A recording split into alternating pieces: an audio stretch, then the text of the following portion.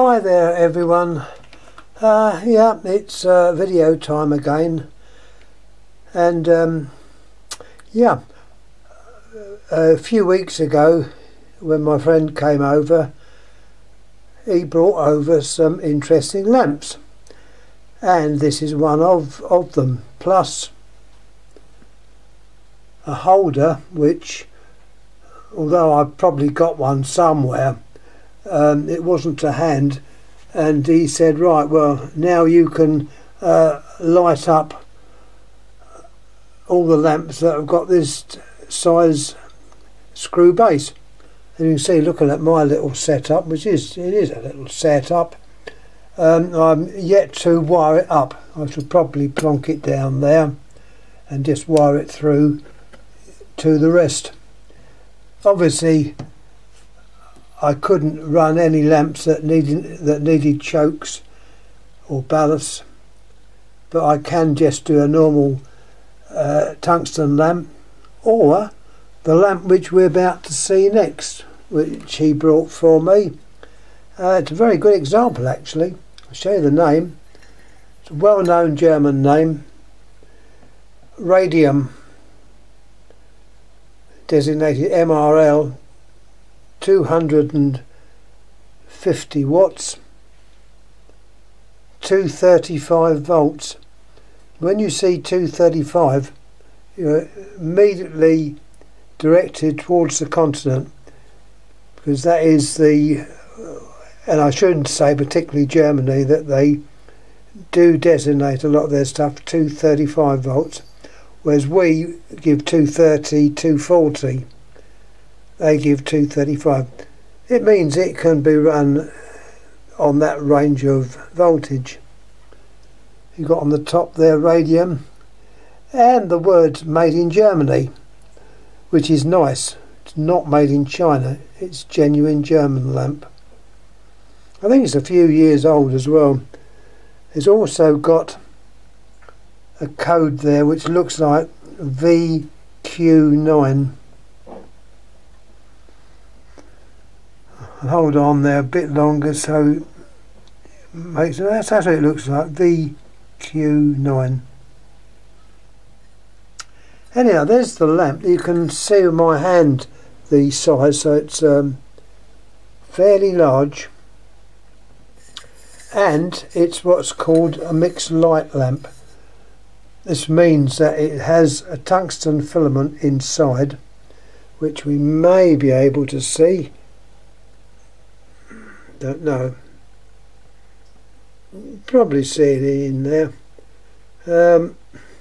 which acts as the ballast, or choke if you like, and controls the amount of current going into the arc tube. So basically this means that this lamp can be screwed into a normal mains supply, and it will light up without the use of any auxiliary gear, ballast, chokes, you name it. It's a self-contained lamp, and when the arc tube's nicely warmed up and is striking nicely, the actual filament drops down in brightness, probably still perceptible, but the brightness is very much less. So it means when you turn these on first time, there's instant light, but obviously once they're turned off and turned on again, there is a striking time due to the arc tube being hot. Anyhow, that's the lamp. There's the base. It's a GES, Goliath Edison screw, mogul, E and a number, 40 is it? I don't know. I'm no good at numbers, keep telling you, no good at numbers. Well made lamp. The base put on by this way of little slits in the base, which seems to be fairly common now.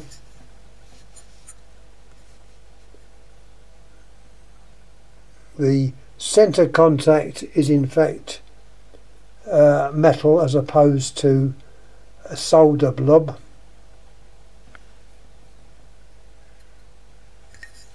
And looking at it,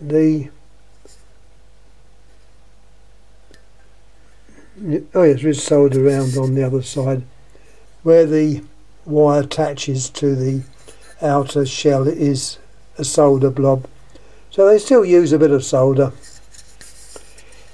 Anyhow, that's the lamp. Looking in there, it's not fused. Well, the wires do look like they're getting thinner, but I don't think that's intended to be a fuse. That's probably in the actual manufacture. Fluorescent coating, white. And as I have said, a very nice example that my dear friend brought me over when he visited me.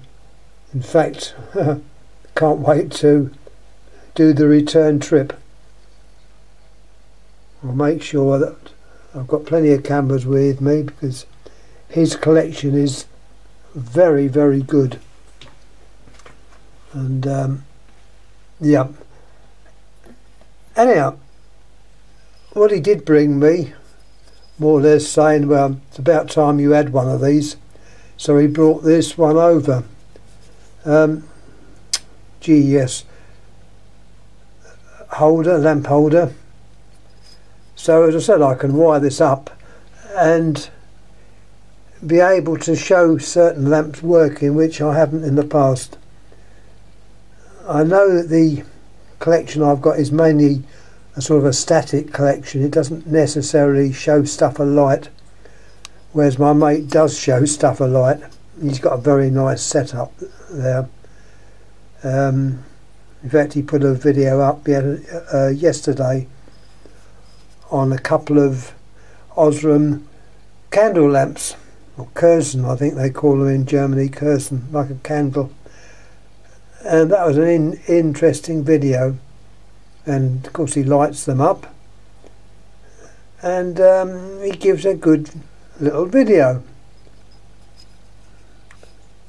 Anyhow, this was, as I say, this is the kind of arrangement he has. He has all his holders. He had a holder he got from me,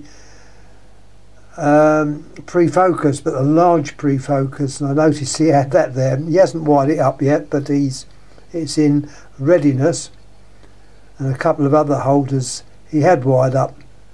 So yeah, it was a good trip to see his video. As I say, Alex is going to be one of the leading lights in I haven't cracked a funny, but yes, he is. He does know his stuff, and I for one will back him up all the way. As you know, he will be slowly taking over my collection, because I'm ancient now, I'm antique myself. So it's all good. So yeah, he does well, and I'm very grateful to him, particularly on that lamp. I've got a couple of other lamps he's given me, which I put some on YouTube already, but this one I haven't, so now I have. That sounds good English, doesn't it? I know my English is not that good. Not good at all. Anyhow, thanks for watching. Any comments please make. As I say, these lamps, to recap, are by Radium, a well-known German company, which, as I say, is made in Germany. It's not made in China. It's nice to see stuff made in the country of origin. Unfortunately, so much of these things are made elsewhere, particularly in the Far East. It's a pity.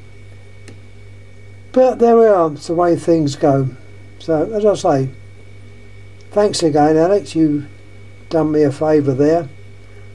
Once again, a very good video you put up. And yeah, you are one of the leading lights. You've already got a superb collection, which I'm sort of waiting to see when I visit you. Mind you, I've seen it, pictures, and when we go on WhatsApp, so you know, to see it in the flesh will be nice. Anyhow, thanks again for watching. Thanks for putting up with my ramblings. I know I go on. I think this is typical of a lot of people that collect lamps. Also, as I said, I try to encourage the interest in this, and I know there are a load of interested people in Germany and in France, and I will encourage them. So anyhow, thanks again. I'm finally going to shut up, so thanks again. Thank you.